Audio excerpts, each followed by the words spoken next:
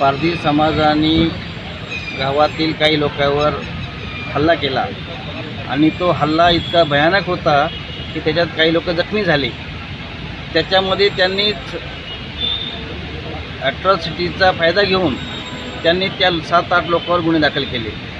हालाकी गावात जाऊन त्यांनी मारलं, लोकांचे दुकानं फोडले, लोकांच्या गाड्या फोडल्या, पण त्यांनी येऊन पोलीस स्टेशनला बसून त्यांच्यावर ॲट्रॉसिटी अंतर्गत गुन्हा दाखल केला। त्या संदर्भात आम्ही SP, DYSP, IG, माननीय रिपब्लिकन सेनेचे राष्ट्रीय अध्यक्ष आनंददादा आंबेडकर साहेबांपर्यंत हा विषय नेला आम्ही आणि त्यांनी सगळ्यांना बोलून ह्या विषयामध्ये ॲट्रॉसिटी रोखण्यासाठी प्रयत्न केला। त्यांना सांगितलं की खोटी ॲट्रॉसिटी दाखल करू नका। मागच्या 2 महिन्यापासून त्या गावामध्ये पारधी समाजाचा अन्याय अत्याचार वाढलेला आहे। गोरगरीब समाज एका बाजूला आहे आणि त्यांच्याकडे पैसे झालेत, लोकांच्या जबरदस्तीने जमिनी घेतल्यात, जे गायरान त्यांना घेता येत नाहीत ते गायरान त्यांनी स्टॅम्प पेपरवर घेऊन ते वाहतात, जबरदस्तीने वाहतात।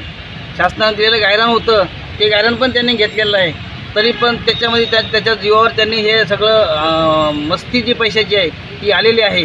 त्यांना काही राजकीय पक्षाचे नेते त्यांना त्या पाठीशी घालत आहेत, त्याचा गैरफायदा घेऊन ते त्या विरोध देतील। गोरगरीब लोकांवर अतिशय अमानुष असा अत्याचार चालू आहे। त्याच्या विरोधामध्ये मी त्या गावातला त्या तालुक्यातला एक कार्यकर्ता म्हणून, माननीय आनंददादा आंबेडकर साहेबाचा एक सैनिक म्हणून, रिपब्लिकन सेनेचा महाराष्ट्राचा पदाधिकारी म्हणून अन्यायाला अत्याचार फोडण्याचं काम करणार आहे। रात्री मी औरंगाबादला होतो, मला औरंगाबादला असतानाच आमच्या एका कार्यकर्त्याचा फोन आला की आपल्या वस्तीमध्ये येऊन हल्ला झाला, आपल्या पोराला मारलं, त्यांचे पैसे लुटले, त्यांच्या गाड्या फोडल्या, महिलांच्या मागे लागू मारले, आम्ही दगडफेक केली आणि मग जर वस्तीत येऊन ते मारा कमी करत नाहीत तर आमच्या लोकांनी राहायचं का नाही हा ते प्रश्न गंभीर झालेला आहे।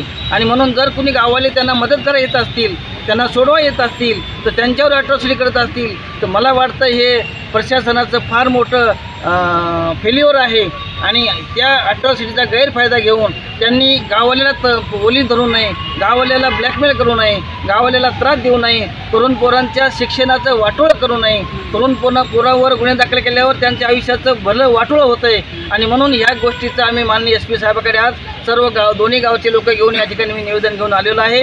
आमची शासनाला विनंती आहे की अत्याचार थांबवा, नसेल तर आम्हाला कुठं बाहेर घेऊन जा, आम्हाला त्या गावातून बाहेर काढा, त्यांना त्या गावात ठेवा, नसेल तर त्यांना हद्दपार करा, अशी मी रिपब्लिकन सेनेच्या वतीनं मागणी करतो। धन्यवाद। सगळ्यांनी आमच्या रिपब्लिकन सेनेचे आनंददादा आंबेडकर साहेब बोलले, काही तिथे आमचे स्थानिक नेते आहेत, आमचे प्रदेश सचिव आहेत, आमचा अशोक गाडवे आहे, आमचे प्रकाशराव आहेत, आमचे आप्पासाहेब आहेत, बालासाहेब मुलगीर आहेत, आमच्या या मंडळींनी मध्यस्थी करून ते प्रकरण थांबवण्याचा प्रयत्न केला होता। त्यांनी गावाची माफी पण मागितली की आम्ही चूक केलेलं आहे, त्यांनी स्टॅम्प पेपरवर हे लिहून पण दिलेलं आहे की आम्ही आमची ॲट्रॉसिटी मागे घेतो म्हणून।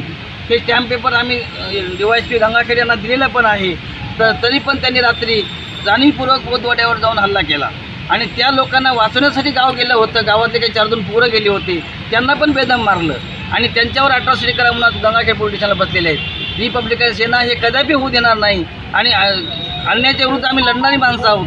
आम्ही त्यांच्या अत्याचाराच्या विरुद्ध आम्ही रस्त्यावर उतरू, आम्ही त्यांना संरक्षण देत होतो, पण आम्ही त्यांना चांगल्या मार्गावर आणण्यासाठी प्रयत्न करत होतो, पण आम्ही हे अन्याय सहन करणार नाहीत। आम्ही आता लोकांसोबत आहेत, सत्यासोबत आहेत, न्यायासोबत आहोत।